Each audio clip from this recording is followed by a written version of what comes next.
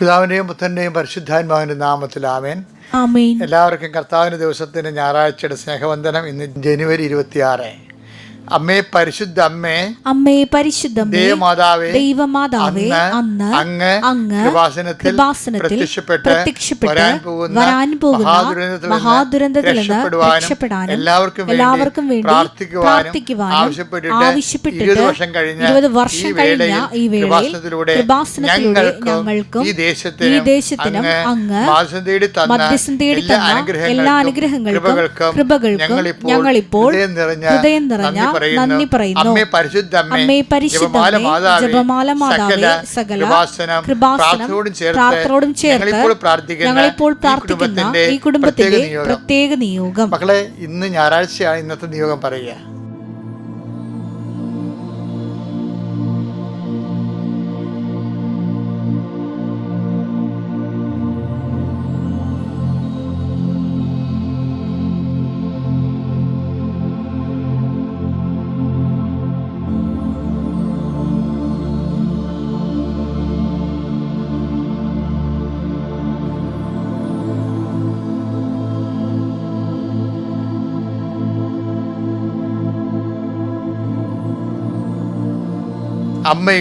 അമ്മയുടെ പ്രത്യക്ഷീകരണത്തിന്റെ ദ്വാദശകവേളയിൽ ഞങ്ങൾക്ക് സാധിച്ചു തരുവാൻ കനിയണമേ. ആമേൻ. വിശ്വാസ പ്രമാണം. സർവശക്തനായ പിതാവും ആകാശത്തിന്റെയും ഭൂമിയുടെയും സൃഷ്ടാവുമായ ദൈവത്തിൽ ഞാൻ വിശ്വസിക്കുന്നു. അവിടുത്തെ ഏകപുത്രനും ഞങ്ങളുടെ കർത്താവുമായ ഈശോമിശിഹായിലും ഞാൻ വിശ്വസിക്കുന്നു.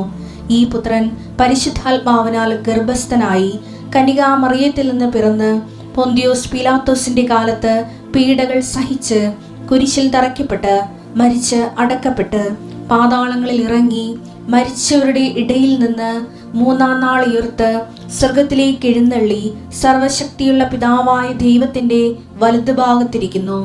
അവിടെ നിന്ന് ജീവിക്കുന്നവരെയും മരിച്ചവരെയും വിധിക്കുവാൻ വരുമെന്നും ഞാൻ വിശ്വസിക്കുന്നു. പരിശുദ്ധാത്മാവിലും ഞാൻ വിശ്വസിക്കുന്നു. വിശുദ്ധ കത്തോലിക്കാ സഭയിലും പുണ്യവാന്മാരുടെ ഐക്യത്തിലും പാപങ്ങളുടെ മോചനത്തിലും ശരീരത്തിന്റെ ഉയർപ്പിലും നിത്യമായ ജീവിതത്തിലും ഞാൻ വിശ്വസിക്കുന്നു. ആമേൻ. സ്വർഗ്ഗസ്ഥനായ ഞങ്ങളുടെ പിതാവേ, അങ്ങയുടെ നാമം പൂജിതമാകണമേ. അങ്ങയുടെ രാജ്യം വരണമേ. അങ്ങയുടെ തിരുമനസ് സ്വർഗത്തിലെ പോലെ ഭൂമിയിലും ആകണമേ. അന്നു വേണ്ടുന്ന ആഹാരം ഇന്ന് ഞങ്ങൾക്ക് തരണമേ. ഞങ്ങളോട് തെറ്റ് ചെയ്യുന്നവരോട് ഞങ്ങൾ ക്ഷമിക്കുന്നത് പോലെ ഞങ്ങളുടെ തെറ്റുകൾ ഞങ്ങളോടും ക്ഷമിക്കണമേ. ഞങ്ങളെ പ്രലോഭനത്തിൽ ഉൾപ്പെടുത്തരുതേ, തിന്മയിൽ ഞങ്ങൾ രക്ഷിക്കണമേ. ആമേൻ. നന്മ നിറഞ്ഞ മറിയമേ, സ്വസ്തി. കർത്താവ് അങ്ങയുടെ കൂടെ സ്ത്രീകളിൽ അങ്ങ് അനുഗ്രഹിക്കപ്പെട്ടവളാകുന്നു. അങ്ങയുടെ ഉദരത്തിൻ ഫലമായി ഈശോ അനുഗ്രഹിക്കപ്പെട്ടവനാകുന്നു. പരിശുദ്ധ മറിയമേ, തമ്പുരാന്റെ അമ്മേ, പാപികളായ ഞങ്ങൾക്ക് വേണ്ടി ഇപ്പോഴും ഞങ്ങളുടെ മരണസമയത്തും തമ്പുരാനോട് അപേക്ഷിക്കണമേ. ആമേൻ. അനുദിന അനുഗ്രഹ പ്രാർത്ഥനയ്ക്ക് വരാം. കർത്താവേ, ഇന്ന് ഞായറാഴ്ച ഒത്തിരി ഉത്തരവാദിത്തങ്ങൾ, ദേവാലയത്തിൽ ഉത്തരവാദിത്തം കഴിഞ്ഞാൽ മനുഷ്യർ മുഴുവൻ ഉത്തരവാദിത്തം ചെയ്യുന്ന ദിവസമാണിത്. ശരിയോ തെറ്റോ എന്നതിനേക്കാളുപരി മനുഷ്യൻ്റെ ജീവിതാവസ്ഥകൾ അങ്ങനെയായിപ്പോയി. കർത്താവ്, എങ്കിലും കർത്താവ് പരമാവധി അങ്ങിലേക്ക് കടന്നു വന്ന് വചനം വായിക്കുവാനും ദൈവികമായ കാര്യങ്ങൾ നിർവഹിക്കുവാനും അങ്ങയുടെ മക്കളെ സഹായിക്കണമെന്ന് പ്രാർത്ഥിക്കുന്നു. ഇന്ന് ലോകകാര്യങ്ങൾ ചെയ്യാനും ദൈവത്തിന് എതിരായിട്ടുള്ള കാര്യങ്ങൾ ചെയ്യാൻ പോലും കർത്താവെ ഞായറാഴ്ച ഉപയോഗിക്കുന്നവരുണ്ട്. അവരെല്ലാം അങ്ങ് അനുതാപത്തിലേക്ക് നയിക്കണമെന്ന് പ്രാർത്ഥിക്കുന്നു. കർത്താവെ, ജീവിത മാർഗങ്ങൾക്ക് വേണ്ടി, നാളെയുള്ള ജീവിത മാർഗങ്ങൾക്ക് വേണ്ടി യാത്ര ചെയ്യുന്നവരുണ്ടെന്ന്. ലീവിന് വീട്ടിൽ വന്നിട്ട് ഒരു ദിവസത്തെ ലീവാണ് കിട്ടുന്നത്. ബന്ധുക്കളെയും സ്വന്തപ്പെട്ടവരെയും ഒക്കെ കാണാം, ആശുപത്രിയിലൊക്കെ പോകാം, എല്ലാവരെയും കാണാം എന്നൊക്കെ വിചാരിക്കുന്നുണ്ട്. ഓരോ കാര്യങ്ങൾ, ഹോംവർക്കുകൾ ചെയ്ത് തീർക്കാം, റെക്കോർഡ് എഴുതി തീർക്കാം. അതുപോലെ തന്നെ പല പ്രോജക്റ്റുകൾ അരിയർ കിടക്കുന്നുണ്ട്, അതെല്ലാം എഴുതി തീർക്കാം എന്നൊക്കെ വിചാരിക്കുന്നവരുണ്ട്. കർത്താവ്, എങ്കിലും മൊബൈലിൽ നോക്കിയിരിക്കുന്ന കുറേ സമയം കാണുന്ന ആൾക്കാരുണ്ട്. കർത്താവ്, ഇവരെല്ലാം നീ സന്ധിക്കണം. അവരെല്ലാം കർത്താവെ അവരുടെ ഉത്തരവാദിത്തങ്ങൾ കൃത്യമായി സമയബന്ധിതമായി പൂർത്തിയാക്കാൻ ആവശ്യമായ അനുഗ്രഹങ്ങൾ അവർക്ക് നൽകണം പ്രാർത്ഥിക്കുന്ന ഈശോയെ. ഞായറാഴ്ച ആയിട്ട് പോലും കുർബാനയ്ക്ക് പോകാൻ പറ്റുന്നില്ലല്ലോ എന്ന് ഓർത്തുണ്ട്. ഒരു വണ്ടിയോ ആരെങ്കിലും കൂടെ കൊണ്ടുപോകാനോ ഇല്ലെങ്കിൽ കുർബാനയ്ക്ക് പോകാൻ പറ്റത്തില്ല. മുതിർന്നവരെ, പ്രയാസപ്പെട്ടിരിക്കുന്നവരെ കൊണ്ടുപോകാൻ ചെറുപ്പക്കാർക്ക് വീട്ടിലോട്ട് താല്പര്യവുമില്ല. അവർ കുർബാന കൂടും, പക്ഷേ ആരെയും കൊണ്ടുപോകത്തില്ല. കർത്താവ്, അതുകൊണ്ട് സങ്കടപ്പെട്ട് വീട്ടിലിരിക്കുന്നവരുണ്ട്.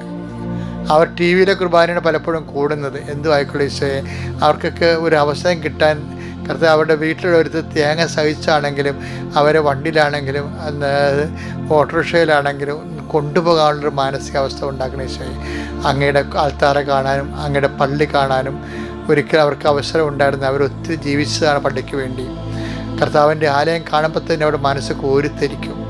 അങ്ങനെയുള്ളവർ, പള്ളി മുട്ടിപ്പോയ ആൾക്കാർ തിരിച്ച് പള്ളിയിലേക്ക് ഒരു കാഴ്ച കാണാൻ, വാർദ്ധക്യകാലമാണെങ്കിലും ഒരു കാഴ്ച കാണാൻ ഇടയാക്കണം ഈശോയെ. അങ്ങനെ മക്കൾ കുറേ ആൾക്കാർ അങ്ങനെ ചെയ്യുന്നുണ്ട്. മാതാപിതാക്കന്മാരെ പള്ളിയിൽ കൊണ്ടുപോകണ്ടേ, എന്ത് പ്രയാസം, മല കയറിയും സ്റ്റെപ്പുകൾ കയറിയും കൊണ്ടുപോകുന്നവരുണ്ട്.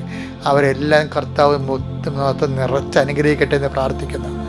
ദൈവത്തിൻ്റെ കരുണ നിങ്ങളേക്ക് ആവശ്യിക്കട്ടെ. കർത്താവെ, അകലങ്ങളിൽ താമസിക്കുന്ന അന്യരാജ്യങ്ങളിലും അന്യദേശങ്ങളിലും താമസിക്കുന്നവരുണ്ട്. അവർക്ക് ഞായറാഴ്ച പള്ളി അടുത്തില്ലാത്തവരുണ്ട്.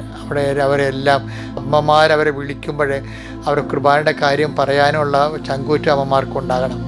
അല്ലെങ്കിൽ പിന്നെ നീ അമ്മയായിട്ട് കാര്യമില്ല, നീ വെറും പ്രസവിച്ച് കൂട്ടുന്ന തള്ള മാത്രമാകും. അങ്ങനെ വരാതിരിക്കാൻ നീ എല്ലാ മക്കളും, നിന്നിൽ നിന്ന് അകന്നിരിക്കുന്ന എല്ലാ മക്കളും നീ വിളിക്കണം. അവർ കുർബാന കൂടിയോ, ഇന്ന് ഞായറാഴ്ചയാണല്ലോ എന്ന് ദൈവസ്നേഹത്തോടെ അവരെ സൗമ്യദേവ നീ ഓർപ്പിക്കണം. നിൻ്റെ കണ്ണടയുന്നവരെ നീ അത് ഓർപ്പിക്കേണ്ടി വരും. കാര്യം നിന്നെ അമ്മയാക്കുന്നത് അതാണ്. നീ ദൈവത്തിൻ്റെ അമ്മയാണ്. മാതാവിൻ്റെ ജോലിയാണ് നീ ഭൂമി ചെയ്യേണ്ടത്. ക്രിസ്തുവിനെ നിൻ്റെ മക്കളിൽ വളർത്തിയെടുക്കുക എന്നുള്ള ജോലി, അത് വലിയൊരു ജോലിയാണ്. അത് ചെയ്താൽ പിന്നെ ഒന്നും ചെയ്തില്ലെങ്കിലും കുഴപ്പമില്ല. കർത്താവിൻ്റെ തിരുസേന നിനക്ക് നിലനിൽപ്പ് കിട്ടും. എൻ്റെ കർത്താവിൻ്റെ ഉന്നതമായ ഞാൻ മക്കളെ ആശീർവദിക്കുന്നു. എൻ്റെ മക്കളുടെ എല്ലാം ഇനി കുറേ ആവശ്യങ്ങൾ വരുന്നുണ്ട്, കുറേ ഉത്തരവാദിത്തങ്ങൾ വരുന്നുണ്ട്. ചില ദിവസങ്ങൾ ഓർത്ത് നിങ്ങൾക്ക് എങ്ങനെ ചെയ്യും, എന്ത് ചെയ്യും, എങ്ങനെ ചെയ്യും എന്നോർത്ത് നീ വിഷമിക്കുന്നുണ്ടാകാം.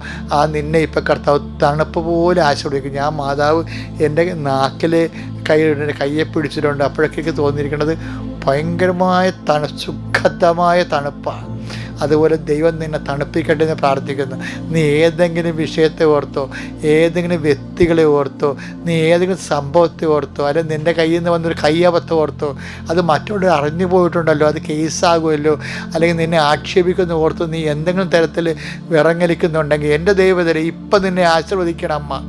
അമ്മയുടെ മധ്യസ്ഥ ഈശോ നിന്നെ ആശീർവദിക്കും. നിന്നെ ഒന്നും ചുക്കും ചെയ്തില്ലാരും, നിന്നെ അനുഗ്രഹിച്ചിരിക്കും, നീ അതിജീവിക്കും, നീ ദൈവത്തിനെ കൊണ്ട് ജീവിക്കും, നീ ദൈവത്തിൻ്റെ സാക്ഷിയായിരിക്കുമെന്ന് നീ സ്വന്തമായിട്ട് പറയുക. അപ്പോൾ കർത്താവ് നിന്നെ കേസിൽ കുടിക്കുവരുണ്ട്. അവരുടെ മുമ്പിൽ കൂടി നീ അഭിമാനത്തോടെ കൂടി നീ ദൈവത്തിൻ്റെ കൈ പിടിച്ചുകൊണ്ട് പോകുന്ന ഒരു കാലമുണ്ടാകും. ആ ദൈവസ്ഥത്തിൽ നമ്മൾ നോക്കി പാർക്കുകയാണ്. ദൈവം വസ്തു വിൽക്കാത്തവർ, വസ്തു തട്ടിച്ചെടുക്കുന്നവരുണ്ട്. അതുപോലെ കൈമോശം വന്നിട്ട് ഇന്ന് ആ വസ്തു നമുക്ക് ഉണ്ടായിരുന്നെങ്കിൽ എന്ത് മോശമായിപ്പോൾ അത് വിറ്റതെന്ന് ഓർത്ത് അങ്ങോട്ടും ഇങ്ങോട്ടും പഴി ചാരുന്നവരുണ്ടാകും. നിങ്ങൾ പഴികളൊന്നും ചാരേണ്ട കാര്യമില്ല. ദൈവം നഷ്ടപ്പെട്ടാൽ മാത്രമേ നമുക്ക് സങ്കടപ്പെടേണ്ട കാര്യമുള്ളൂ. ബാക്കി എന്ത് നഷ്ടപ്പെട്ടാലും എല്ലാം റീഫണ്ടബിളാണ്. എല്ലാം ദൈവത്തിൽ നമുക്ക് തിരിച്ചു പിടിക്കാൻ പറ്റും. അതുകൊണ്ട് അങ്ങോട്ടും ഇങ്ങോട്ടും കുറ്റം പറയാതെ ദൈവത്തിൽ ആശ്രയിച്ചുകൊണ്ട് ഒരുമിച്ച് പ്രാർത്ഥിച്ച് ഒരുമിച്ച് മുന്നേറുന്ന വിശുദ്ധമായ ദിവസമാണിത്. കർത്താവ് നിങ്ങൾ അനുഗ്രഹിക്കട്ടെ. കടങ്ങളുള്ളവരെ സംബന്ധിച്ച് പ്രാർത്ഥിക്കുന്നു, കടങ്ങളുടെ പേരിൽ കേസുള്ളവരെ സംബന്ധിച്ച് പ്രാർത്ഥിക്കുന്നു, അതുപോലെ തന്നെ വീട്ടിൽ നിന്ന് ഇറങ്ങാൻ പറ്റാത്ത സംബന്ധിച്ച് പ്രാർത്ഥിക്കുന്നു.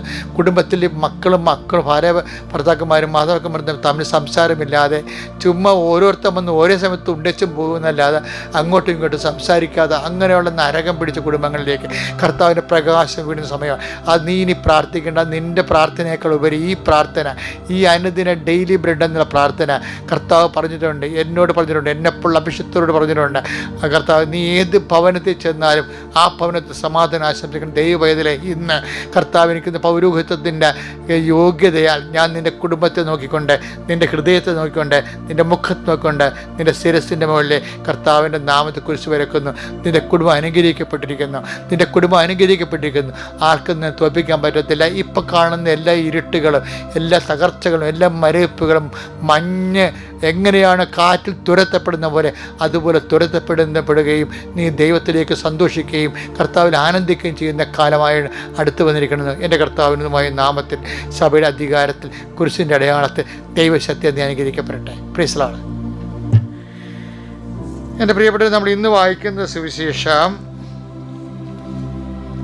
മത്തായിയുടെ സുവിശേഷം 4:16. അന്ധകാരത്തിൽ സ്ഥിതി ചെയ്തിരുന്ന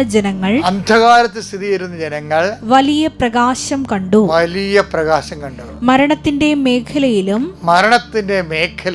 നിഴലിലും വസിച്ചിരുന്നവർക്കായി ഒരു ദീപ്തി ഉദയം ചെയ്തു. അതായത് ഈശോനെ കുറിച്ച് പറയണാണേ. ഈശോ കഫർനാമിൽ എത്തിയപ്പോഴും പറഞ്ഞതാണത്. ഈ മരണത്തിന്റെ മേഖല എന്ന് പറഞ്ഞാൽ എന്താണ്? ആൾക്കാരെല്ലാം ഇങ്ങനെ ഷോക്കടിച്ച് മരിച്ചു വീഴുന്ന മേഖലയാണ്. അതൊന്നുമല്ല. മരണത്തിൻ്റെ മേഖല എന്ന് പറഞ്ഞാൽ പാപത്തിൻ്റെ മേഖലയാണ്. എന്താണ്? പാപത്തിന്റെ ശമ്പളം, വേതനം, മരണം. റോമ 6:22. പാപത്തിന്റെ വേതനം മരണമാണ്. അപ്പൊ മരണത്തിന്റെ മേഖല എന്ന് പറയുമ്പോൾ എന്തിന്റെ മേഖലയാണ്? പാപത്തിന്റെ മേഖലയാണ് മരണത്തിന്റെ മേഖല. ഇപ്പൊ പാപത്തിന്റെ മേഖലകൾ എന്ന് പറയുന്നത് എന്താണ്? ഒരു ചെറിയ പാവം ഉണ്ടായാൽ മതി.